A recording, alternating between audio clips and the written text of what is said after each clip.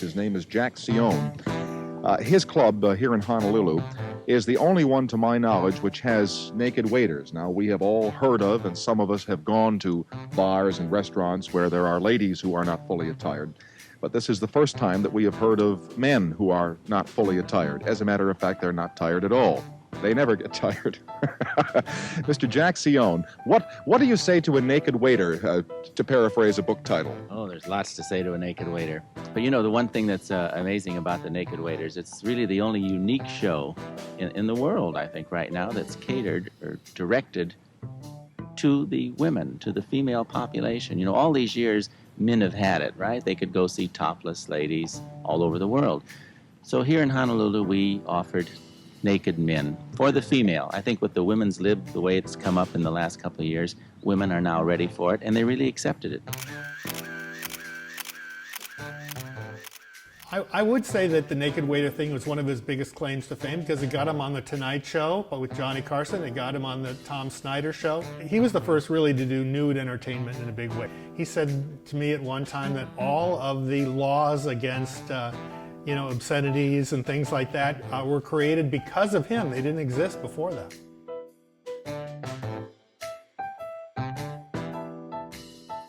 I'd like them to remember me, I think, as a businessman,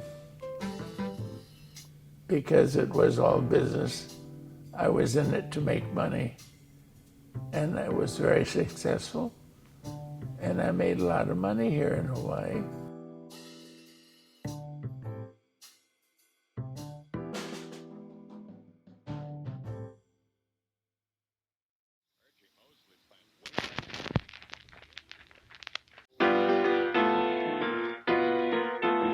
My birthday was March 15th, 1927. I'm Jackie Cione, a real Italian, born in Spring Valley, Illinois, which is a suburb of Chicago, about 90 miles, I guess, out of Chicago. And it's a little farm town, population 3,000 in 1940, and today, population 3,000. No changes. Jack could not wait to leave Spring Valley due to his father, Andy, who was abusive. So we never got along. He always beat the hell out of me every chance he had. So I wanted to leave home at a very young age. Music would be his way to escape. Two of his aunts bought him a piano for his 9th birthday, and he taught himself how to play. By the age of 14, he had already landed a job at a local bar playing 5 nights a week. My father was very jealous because I would make $10, $15 a night, and he was only making $30 a week. Jack put together a band called the Jolly Jacks, and on weekends performed at Chicago's Navy Pier for military servicemen. And so that's where Bob Hope came in one day and heard the band, and he said, "We're going to take you on tour with the USO." And so I was all excited. We rehearsed. Martha Ray was in the tour, and Jerry Colonna and Bob Hope. And the tour was Hawaii. Oh, my dream come true. I'm getting to go to Hawaii.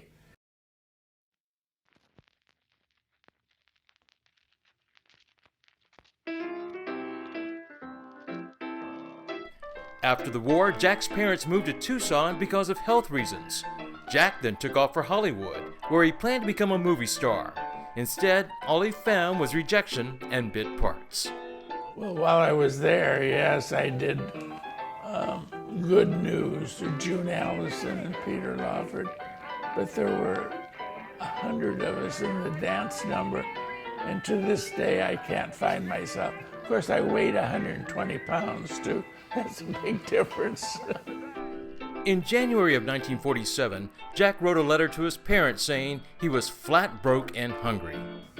I wasn't discovered, so I went back to Tucson, and there was nothing in Tucson, so I convinced my mother and father to move to Phoenix, which is the largest city. In Phoenix, he would meet his first wife, Eileen, become a dance instructor for Arthur Murray, and change his name. I did it out of spite for my father, let him be Andy Cione, I'm Jack Cione. But another part of that is good because as the years went on, my father ended up working for me in Honolulu as one of my head cashiers. And I didn't know it until one night he told me, my name is Andy Cione. I said, really? He said, yeah, I changed it to your name. And we became very good friends for the rest of our life. After moving to New York City, Jack got to meet the legendary Fred Astaire and learn how to run the dance lesson business.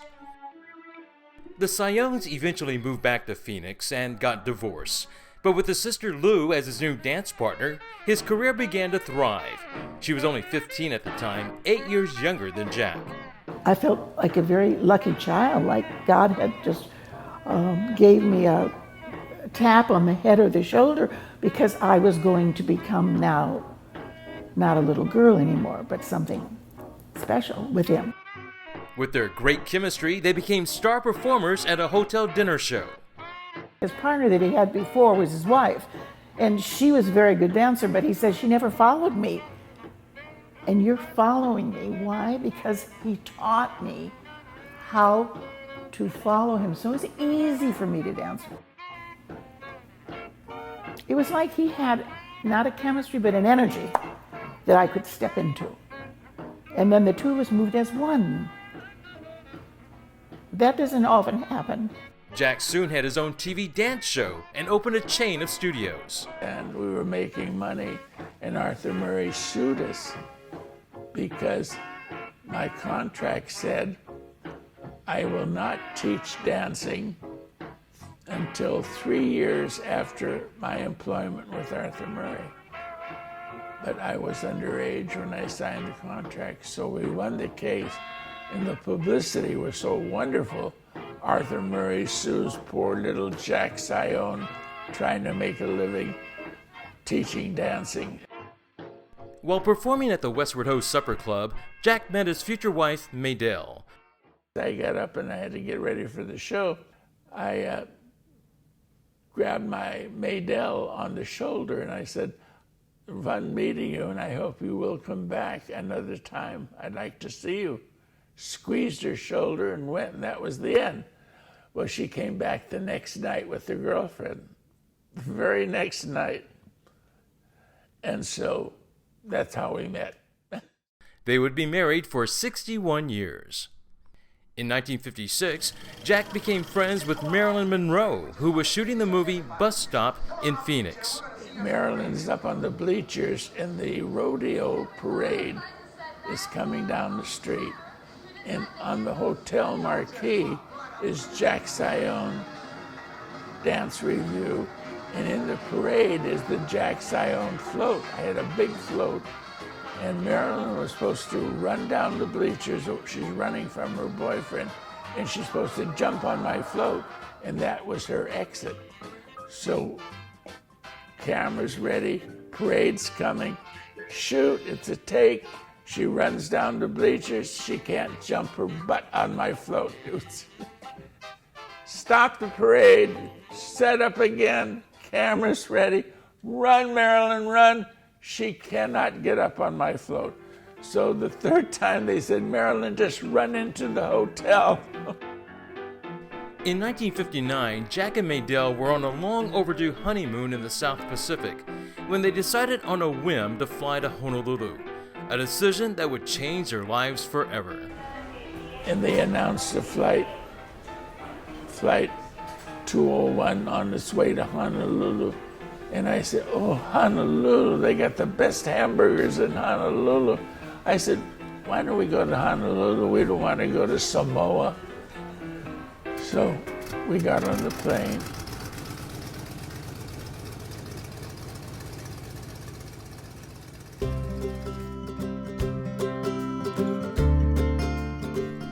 What started off as a vacation turned into a permanent stay. Maydell got a job as a manager at the now defunct Waikiki Biltmore Hotel, but Jack had trouble finding work, until they took in a kabuki dance show at a place called Forbidden City. He remembers complaining to the owner, Francis Tom. The two would eventually become business partners. And I said, how can you pay the rent? You have no business, and this show is terrible. I said, that's the worst show I've ever seen. He said, are you in show business? I said, yes, I'm in show business. That's what I make a living at. He says, can you make me a show? And I said, well, I have nothing to do. We'll start tomorrow, yeah. He got two friends who had a small portable skating rink to perform, while four girls walked around the rink exposing themselves. It was called Nudes on Ice. So I got these Japanese girls, and I had four of them to open their kimono. Oh, my God, the crowd went wild, beautiful. That ice show packed them. We played that ice show for 3 months. Same show over and over and over. And my four girls that were nude or topless, now I got them wearing nothing on the bottom, and they would open their kimono just a little bit. And it was the beginning of naked women in nightclubs. No bar ever had a naked woman at that time. And so that was first, and that brought my next show, which was a burlesque show with strippers. Not all of Jack's acts were risque. The Royal Hawaiian Hotel asked him to revamp its show at the prestigious Monarch Room. I did a Las Vegas type review. My show was the employees that they had because they were under contract. Ed Kenny, Marlene Sy, Al Harrington, Jack Thompson, and we did good business. I was there 2 years at the Royal. In 1977, Jack opened Le Boom Boom at the International Marketplace and produced an extravaganza called Follies Polynesia. A lot of talent, color, and action on stage. Follies a must-see. Wayne Harada, Honolulu advertiser. Honolulu loves the Follies, and so will you. 2 shows nightly. Kamaina rates, show and dinner $12.50 per person. Le Boom Boom, International Marketplace. Before then, Jack bought what became the Dune Supper Club near Honolulu International Airport and brought in such stars as Pearl Bailey and Wayne Newton. He got some advice from actress and singer Sophie Tucker that became the backbone of his business. She said, you know, there are not 52 stars in the heaven that can fill your club 52 weeks a year. You have to have a gimmick, young man. You're a young man, have a gimmick. We were the first club in town to have topless waitresses and then topless bartenders. And then at the Dunes, I put in a businessman's lunch with a topless, bottomless fashion show.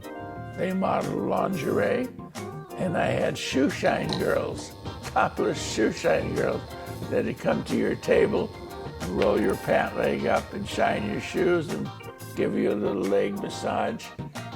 Jack's biggest moneymaker would be his naked waiters. 2 women said they could bring at least 50 of their friends to a show if Jack could get a naked man on stage, so he went to work.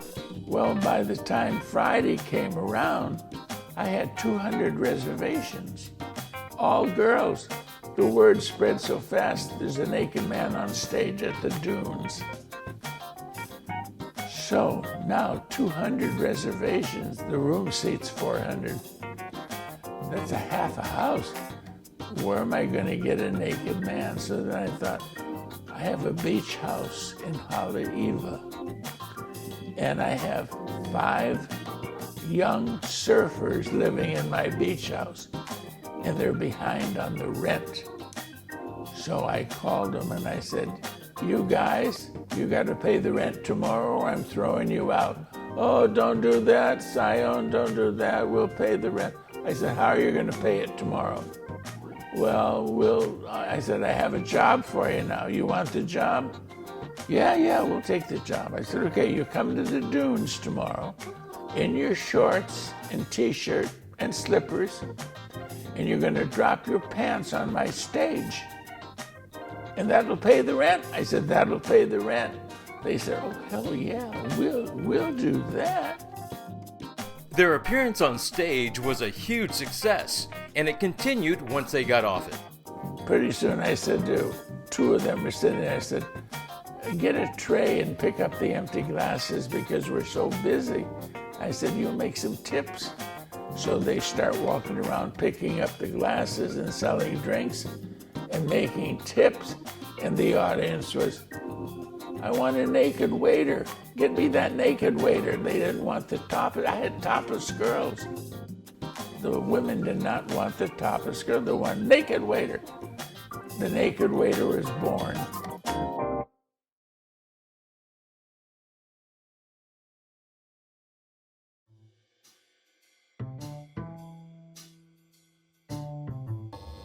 During his heyday in the 70s, Jack owned and operated 12 nightclubs in Honolulu. His biggest attraction was Butch Williams, a former Marine who had been stationed in Kaneohe. Butch was dating one of Jack's strippers when one night he was invited on stage. She got Butch to take all his clothes off, and she got him to stand up. And when he stood up, the audience went wild, and I thought, what the hell's going on on stage? So I go out of my office, and there's Butch. And I thought, oh my God, that's a superstar. Nobody can match you.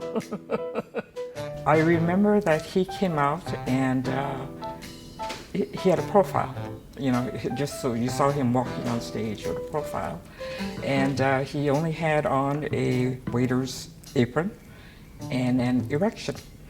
And so the profile, you know, it's like the front of him, and then all of a sudden the apron juts out like that, and the women just laughed and screamed. So it was fun.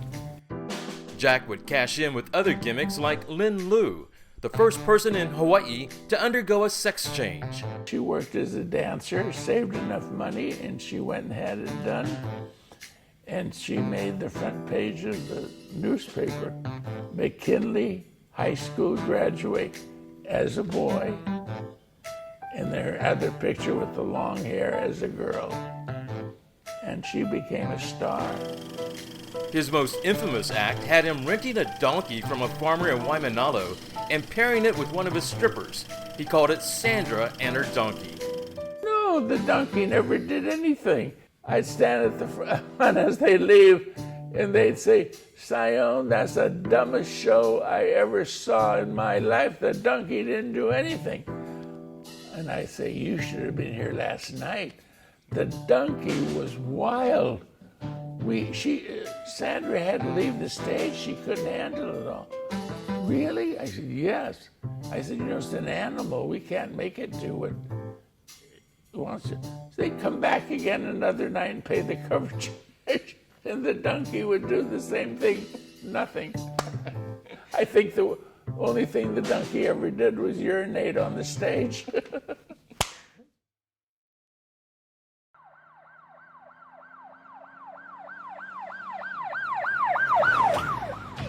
By pushing the boundaries of what was considered moral and legal, Jack was arrested dozens of times, and he welcomed it. In those days, they had a vice squad. Plainclothesmen would sit and watch the show, and then whatever was wrong, they'd blow the whistle and you're under arrest. They'd arrest the girl, and they'd arrest me, and they had a paddy wagon.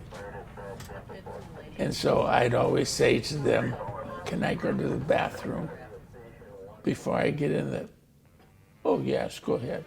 So I go in my office and I call the television stations, the radio stations, the newspapers, stay in there as long as I could until they got there, and they would get pictures of the girls handcuffed, poor little Jeannie handcuffed in the, what did she do? Poor Jack Cione handcuffed. It made the papers and the news the next day, and it helped. It was free publicity. His fame and notoriety did come with a price. Jack was once abducted, and his club was robbed. His shows also hurt the close relationship he had with his sister. When he opened those nightclubs where there was hardly any clothes on these people, I told him I couldn't support that. But he was making so much money and he was so popular, and and the girls that came in were those kinds of girls. So, you know, I just had to let him go and be who he was. So it was during those years that we did not communicate very well. Raised Catholic, he eventually stopped attending service. If I went to church on Sunday, I got a very bad vibe. I could hear people behind me. That's Jack Cione. He owns the nightclub. He's terrible. And I'd hear that, and I knew my wife heard it, so I just stopped going to church for that reason. I thought, well, they think I'm a real pervert. Jack says in reality, he was quite conservative, a family man who didn't even drink. Oh, well, Jack Cione, he smokes marijuana and drinks booze all night long and plays with all those girls. No, we didn't do that. It was strictly work. I sort of enjoyed the reputation. Everybody thought I was a lover, but I was so far from it, it was pathetic.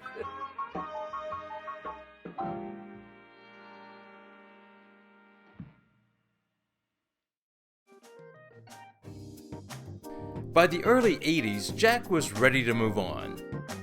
I thought it's time to get out of the business. At that time, it was changing. The Japanese girls were out. The Koreans were coming in. And why the Vice Squad never picked on the Koreans, I'll never know.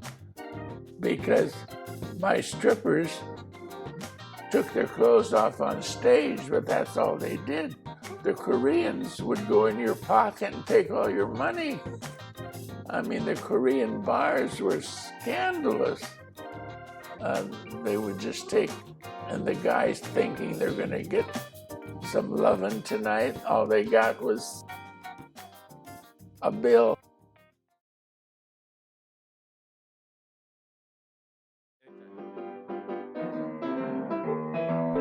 In 2007, Jack moved into the Arcadia retirement home in Honolulu, but it wasn't long before he was once again producing shows, this time featuring senior residents.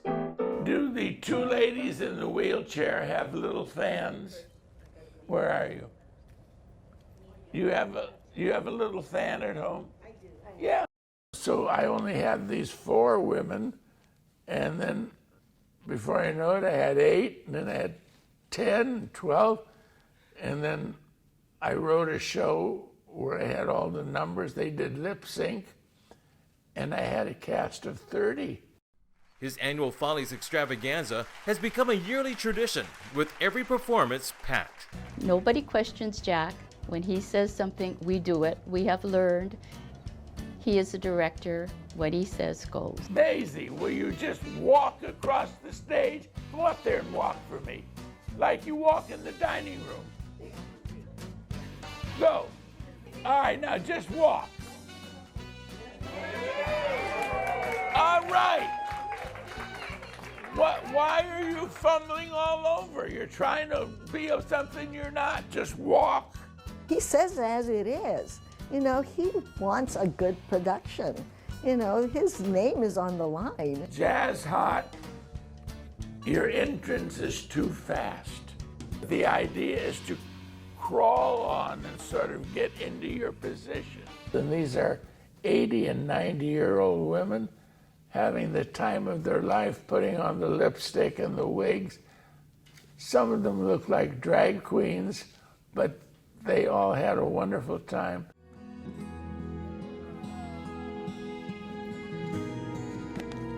You milk. It's called milking. Applause, milk.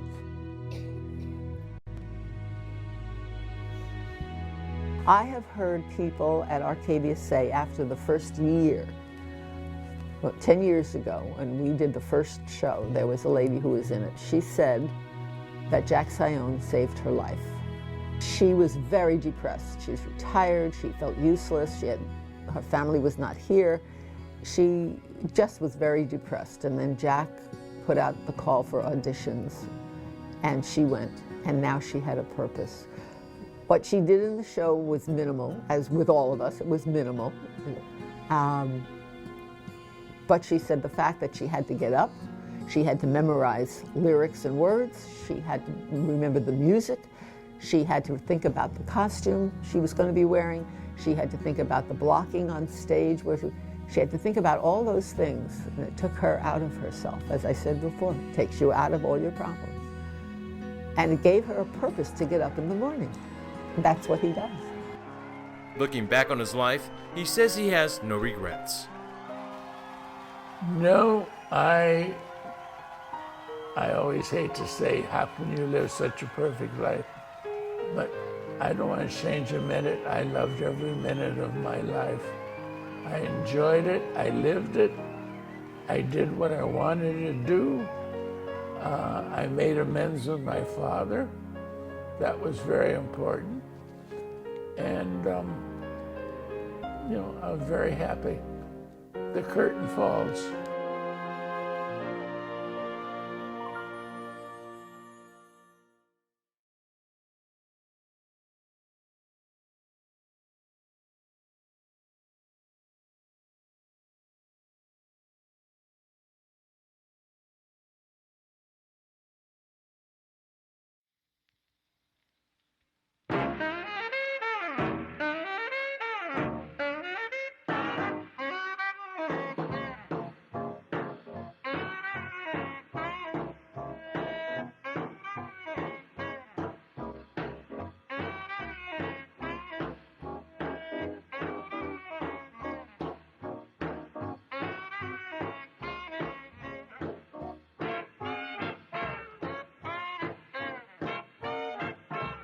It has been very profitable, but that shows that it has been accepted because our audience is about 80% female. Now, could one go into your establishment any day of the week and see men without any clothes on waiting on table?